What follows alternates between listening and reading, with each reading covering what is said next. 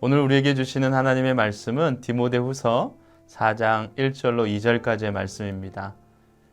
하나님 앞과 살아있는 자와 죽은 자를 심판하실 그리스도 예수 앞에서 그가 나타나실 것과 그의 나라를 두고 엄히 명하노니 너는 말씀을 전파하라. 때를 얻든지 못 얻든지 항상 힘쓰라. 범사에 오래 참음과 가르침으로 경책하며 경계하며 권하라. 아멘. 이 땅에서의 마지막을 맞이한다면 남겨진 사람들에게 어떤 말을 남기시겠습니까? 바울에게는 오늘 말씀이 사실상 유언과도 같은 말씀입니다. 다메섹에서 예수님을 만난 이후 바울은 복음 전파를 위해 쉼없이 달렸습니다.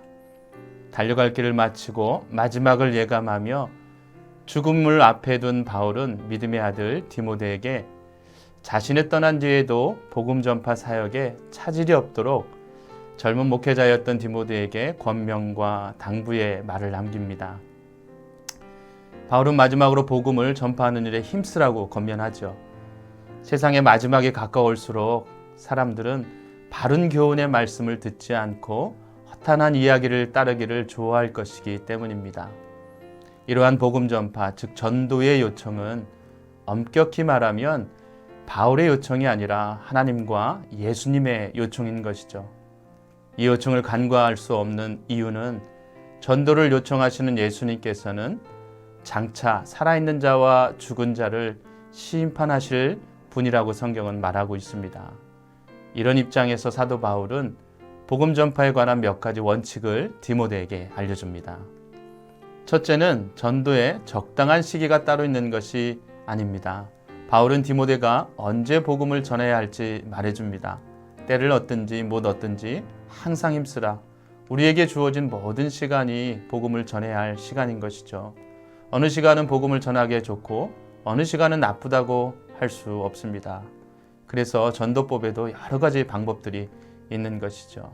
예를 들면 일명 냅킨 전도법이라는 것도 있습니다. 아주 짧은 시간에 복음을 전해야 할 때 사용하는 방법인 것이죠. 두 번째로는 복음 전파를 위한 자세를 알려주지요. 복음을 전파하는 일에는 오래 참는 자세가 필요합니다. 통계에 의하면 한 사람이 예수님을 영접하기까지는 평균적으로 7번의 직간접적인 복음을 경험하고 듣게 된다고 합니다. 생명을 사랑하는 마음으로 오래 참는 자세로 복음을 나눌 때 영혼은 반드시 돌아오게 되어 있습니다. 세 번째로 바울은 복음 전파를 위한 조건을 알려주지요. 전도자가 가르칠 것을 가지고 있어야 한다는 것입니다. 복음 전파는 가르침이죠. 그러므로 전하는 자는 가르쳐야 할 분명한 신앙 고백을 가지고 있어야 합니다. 성경은 우리 속에 있는 소망의 이유에 관한 이유를 묻는 사람에게 대답할 것을 항상 예비해 두어야 한다고 말씀합니다. 사람들은 진리보다는 허탄한 이야기를 좋아하기 때문이죠. 우리 모두는 이 시대의 디모데입니다.